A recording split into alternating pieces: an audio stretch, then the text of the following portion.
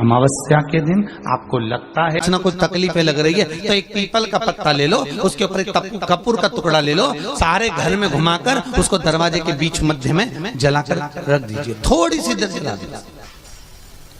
20 से 25 मिनट के अंदर स्वयं गुरु बाबा कहते हैं, राम सुनो, यदि कोई आरती में पुजन में घर में एक कपूर का टुकड़ा आरती के बाद में जब समर्पित करेगा तो उसको अश्वमेध यज्ञ का पुण्य प्राप्त हो जाएगा। अश्वमेध यज्ञ के पुण्य को पाने के लिए कपूर का टुकड़ा आज भी आरती में जलाया जाएगा, आज भी। एक कपूर का टुकड़ा सुख का, इसीलिए हमारे यहाँ शास्त्र कहता है महाराज, जब आपको घर में अगर ऐसा लगने लगे कि 15 दिन से बहुत बेचैनी है, बहुत दुख तकलीफ लग रही है, कोई ना कोई बीमार पड़ रहा है, कुछ ना कुछ तकलीफें लग रही है, तो एक पीपल का पत्ता ले लो, उसके ऊपर एक कपूर का टुकड़ा ले लो, सारे घर में घुमाकर उसको दरवाजे के बीच मध्य में जलाकर रख दीजिए, थोड़ी सी देर जला दीजिए।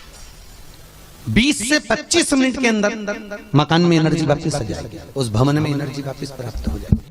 अमावस्या के दिन आपको लगता है कि हमारे पूर्वजों का उद्धार नहीं हुआ, हमारे पूर्वजों का कल्याण नहीं हुआ, कहीं अधोगति में कोई चला गया है, उसका बस एक बार, रोज नहीं जरूरत है, प्रतिदिन जरूरत ही नहीं, महीने में एक बार अगर अमावस्या के दिन भी आपने चंदन के थोड़ा सा चंदन अगर मेरे देवाधिदेव महादेव को 7 स्थान पर समर्पित किया है। अशोक यहाँ पर वर्णन कर रही है, मैना, धन्य और कला की कथा कह रही है। तीनों ने सनकादि ऋषियों से मांगा। चंदन भगवान को अति प्रिय होता है और चंदन ही एक ऐसा होता है जो पितरों को भी प्रिय होता है, जिसका स्पर्श मात्र लगने से पूर्वजों का कल्याण हो जाता है, वो चंदन है। 7 स्थान शिवलिंग के बताए हैं, जहां पर भूल से भी अगर कोई चंदन की उंगलियां लगा देता है, 7 स्थान ऐसे हैं जहां चंदन की मात्र उंगलियां लगा देने से ही शिव पितृलोक के पितरों को मुक्ति प्रदान करके वैकुंठ लोक का निवास दे देते हैं। 7 स्थान।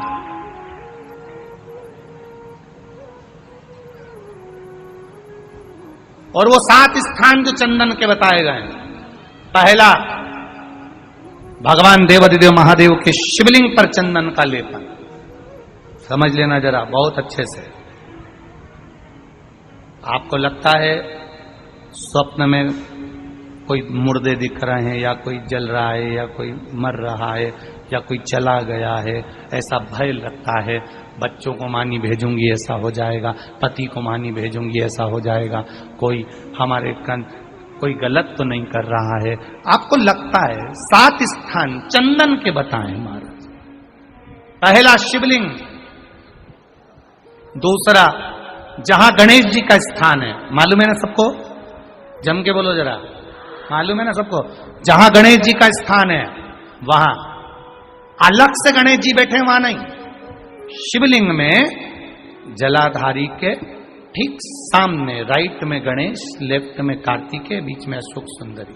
तो पहला चंदन बाबा के शिवलिंग पर, दूसरा गणेश जी पर चंदन की उंगली, तीसरा षडानंद कार्तिकेय पर चंदन की उंगली, चौथा अशोक सुंदरी पर चंदन की उंगली, पांचवा जलाधारी पर चंदन की उंगली, छठा जो शिवलिंग का जल बह रहा है इसके ठीक विपरीत की ओर चंदन की उंगली, और 7वां चंदन नंदी के मस्तक के ऊपर जो 2 सींग लगे रहते हैं उस पर चंदन की उंगली। ये कब लगाई जाती है? या तो अमावस्या के दिन आपको लगता है कि हमारे पूर्वजों का उद्धार नहीं हुआ, हमारे पूर्वजों का कल्याण नहीं हुआ, कहीं अधोगति में कोई चला गया है, उसका बस एक बार, रोज नहीं जरूरत है, प्रतिदिन जरूरत ही नहीं, महीने में एक बार अगर अमावस्या के दिन भी आपने चंदन के थोड़ा सा चंदन अगर मेरे देवाधिदेव महादेव को 7 स्थान पर समर्पित किया है। अशोक यहाँ पर वर्णन कर रही है, मैना, धन्य और कला की कथा कह रही है। तीनों ने सनकादि ऋषियों से मांगा।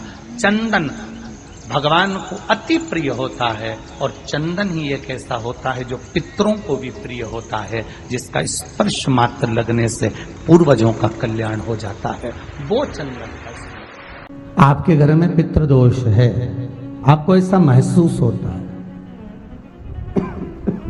आपको लगता है, तो किसी भी नवरात्रि के पहले जो अमावस्या पड़ती है, मान लो अपन अमावस्या पड़ी, आप एक अंदाजा लगाइए, तो जिस दिन अमावस्या रहे उस दिन चावल की कटोरी में एक कपूर का टुकड़ा रख दीजिए महाराज, छोटा सा, और कपूर का टुकड़ा रखकर उस कपूर को दरवाजे के बाहर कटोरी में ही, चावल रखी हुई कटोरी में ही उसको पितरों का स्मरण कर कर जला दीजिए। और जलाने के बाद उस चावल को कहीं भी किसी भी वृक्ष की छांव में पक्षियों के लिए डाल दीजिए। शिव महापुराण की कथा कहती है, अगर मान लो पितृ आपको कष्ट दे रहे हैं, पितृ आपको तकलीफ दे रहे हैं, कोई काम नहीं होने दे रहे हैं, या कहीं आपको ऐसा लगता है कि पितरों का दोष है, तो वो पितृदोष देवी, अब ये जो आप करेंगे ये कब कर रहे हैं? अमावस्या के दिन आप उसको रख रहे हैं। अमावस्या के दिन उसको रखकर रात भर अपने रखा कपूर के साथ में, सुबह एकम पड़ गई, नवरात्रि लग गई, उसी दिन उसको जलाकर आपने पटक दिया। अर्थात उससे देवी और पितृ इन दोनों का आशीर्वाद जो प्राप्त होता है, तो घर में से पितृदोष समाप्त होकर लक्ष्मी की वृद्धि प्रारंभ हो जाती है, कार्य में सिद्धता आ जाती है। मान लो अगर पितृदोष है तो करो, नहीं है बड़े अलमस्ती से रहो, तो ये पितृदोष का स्मरण। तो यहाँ शास्त्र कह रहा है कि पितरों का जो लोक होता है, पितर जो लोक होता है, उस पितृलोक में 64 योगिनियां प्रवेश नहीं करती। शिव महापुराण कर रही है, शंकर की कथा कर रही है।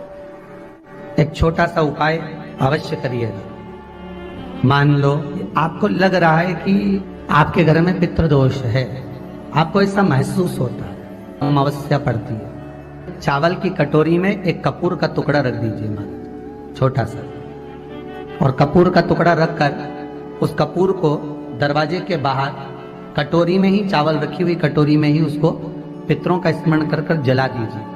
और जलाने के बाद उस चावल को कहीं भी किसी भी वृक्ष की छांव में पक्षियों के लिए डाल दीजिए। शिव महापुराण की कथा कहती है, अगर मान लो पितृ आपको कष्ट दे रहे हैं, पितृ आपको तकलीफ दे रहे हैं, कोई काम नहीं होने दे रहे हैं, या कहीं आपको ऐसा लगता है कि पितरों का दोष है, तो वो पितृदोष देवी, अब ये जो आप करेंगे ये कब कर रहे हैं? अमावस्या के दिन आप उसको रख रहे हैं।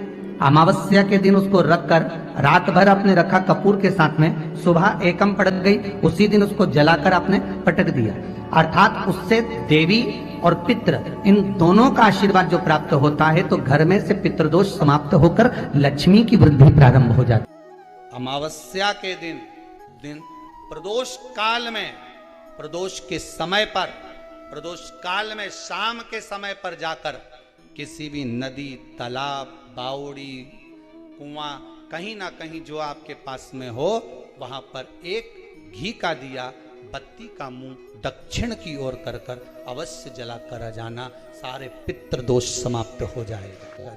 अगर नदी, तालाब, बावड़ी, कुआं नहीं है तो पीपल का वृक्ष हो या बेलपत्री का वृक्ष हो या बट का वृक्ष हो, उसके नीचे लगा दो प्रदोष काल में। पर अमावस्या के दिन लगाएं जरूर। क्यों?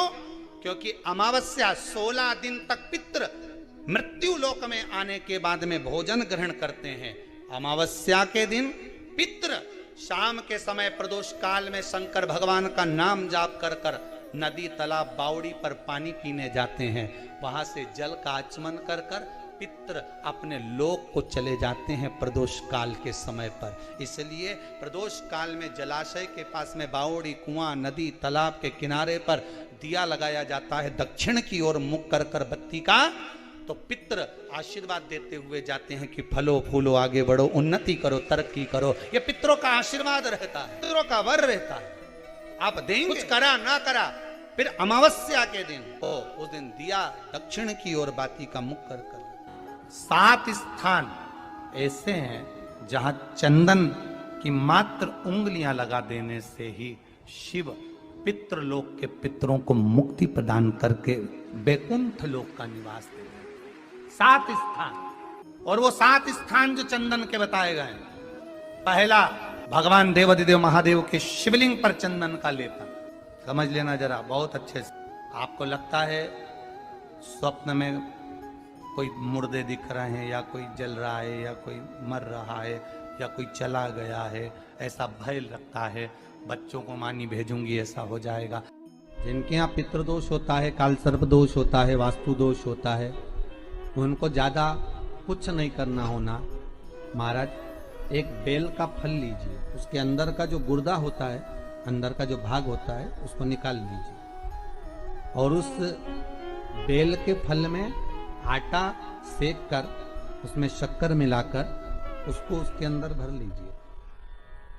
अमावस्या के दिन सुबह 10 बजे से पहले उसको अपने घर में घुमाने के बाद में जिसको काल सर्प दोष बताया है, पितृदोष बताया है, या वास्तु दोष का स्मरण बताया है, घर में सब दूर घुमाकर अपने परिवार का हाथ का स्पर्श कराकर पीपल के पेड़ के नीचे खड्डा खोदकर उस बेलपत्र के उस फल को दाब दीजिए। महाराज केवल एक अमावस्या करना रहता है, पितरों के दोष से मुक्ति मिलती है और हमारे घर के कार्य सफल होना प्रारंभ हो जाता है। पति को मानी भेजूंगी ऐसा हो जाएगा। कोई हमारे कोई गलत तो नहीं कर रहा है। आपको लगता है 7 स्थान चंदन के बताएं, बाबा के शिवलिंग पर, दूसरा गणेश जी पर चंदन की उंगली, तीसरा षडानंद कार्तिकेय पर चंदन की उंगली, चौथा अशोक सुंदरी पर चंदन की उंगली, 5वां जलाधारी पर चंदन की उंगली, छठा जो शिवलिंग का जल बह रहा है इसके ठीक विपरीत की ओर चंदन की उंगली, और 7वां चंदन नंदी के मस्तक के ऊपर जो 2 सींग लगे रहते हैं उस पर चंदन की उंगली। ये कब लगाई जाती है? या तो अमावस्या के दिन आपको लगता है कि हमारे पूर्वजों का उद्धार नहीं हुआ, हमारे पूर्वजों का कल्याण नहीं हुआ, कहीं अधोगति में कोई चला गया है, उसका बस एक बार, रोज नहीं जरूरत है, 4 दिन दुकान अच्छी चले, बाकी के समय देखना पड़े, समझ लेना पितृदोष। घर में बच्चे चिड़चिड़े हो जाए, गलत संगति में डूब जाए, समझ लो चिड़चिड़ हो रहे हैं, पितृदोष। घर के बच्चे माता पिता का आदर ना करें, सम्मान ना करें, तेज आवाज में बात करें, समझ लो पितृदोष। पितृदोष मालूम पड़े। और इतने से भी अगर आप नहीं समझ सकते, परिवार का कोई एक व्यक्ति जब जब भोजन करने बैठे तब तब उसकी थाली में बाल आए, भले वो होटल में खाए तो भी बाल आ जाए, वो कहीं खाना खा रहा है तो बाल आ जाए। 8-15 दिन में, 4 दिन में, 3 दिन में, 2 दिन में, 6 दिन में आपकी थाली के भोजन में अगर बाल निकल रहा है, केश निकल रहा है, समझ लेना कि पितृ आपसे कुछ मांग रहे हैं, पितृ आपसे कुछ चाहते हैं। महाराज एक बेल का फल लीजिए। क्या लेना है? बेल का फल, बेलपत्री का जो फल होता है उसको ले लो, उसके अंदर का जो गुर्दा होता है, अंदर का जो भाग होता है, उसको निकाल लीजिए और उस बेल के फल में आटा सेक कर उसमें शक्कर मिलाकर उसको के अंदर भर लीजिए। अमावस्या के दिन सुबह 10 बजे से पहले उस बेल फल में जिसमें तुमने पंजेरी भरी है, आटा सेक कर भरा है शक्कर के साथ में, उसको अपने घर में घुमाने के बाद में जिसको काल सर्प दोष बताया है, पितृदोष बताया है, या वास्तु दोष का स्मरण बताया है, घर में सब दूर घुमाकर अपने परिवार का हाथ का स्पर्श कराकर पीपल के पेड़ के नीचे तक खड्डा खोदकर उस बेलपत्र के उस फल को दाब दीजिए। महाराज केवल एक अमावस्या करना रहता है, पितरों के दोष से मुक्ति मिलती है और हमारे घर के कार्य सफल होना प्रारंभ हो जाते हैं। कार्य की सफलता होती है, कार्य में सफलता प्राप्त होने लगती है। हम तो कई बार कहते हैं महाराज जी, अगर ऐसा लगे किसी औषधि को आप ले रहे हैं, मालूम पड़े कि औषधि आपको लग नहीं रही है, शिव महापुराण की कथा करेंगे, मान लो औषधि आपको नहीं लग रही, आपने औषधि बहुत दिनों से ले रहे हो, कोई दवाई, मान लो आप किसी भी दवाई को ग्रहण कर रहे हैं और वो औषधि लगी नहीं रही है, वो शरीर को लगी नहीं पा रही और आप ठीक ही नहीं हो पा रहे, 15 दिन हो गए, 8 दिन हो गए, बताओ उतना की उतना ही कैटरीना है, उतना ही उतना अपना भरा हुआ, वही की वही लीवर, वही की वही किडनी, वही की वही स्मरण, सभी कुछ वही वही है, उतने की उतना ही।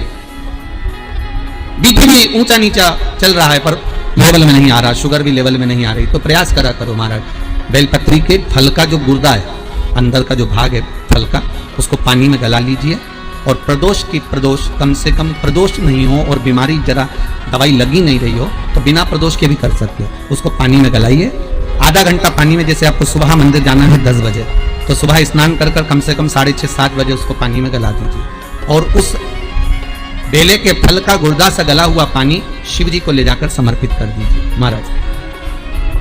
उस पानी में से थोड़ा सा 1 चम्मच पानी शिव जी पे चढ़ा हुआ लेकर आ जाइए। उस पानी को जो बीमार व्यक्ति है उसको औषधि देने से पहले मात्र आधी चम्मच से भी आधा चम्मच उसको दे दीजिए। भगवान शंकर का श्री शिवाय नमस्तुभ्यम का जाप कर उस पानी को देने के बाद अगर आप औषधि देंगे तो ये पक्का है कि औषधि अपना कार्य करना प्रारंभ कर देगी और वो स्वस्थ होना प्रारंभ हो जाएगी। वो स्वस्थ हो औषधि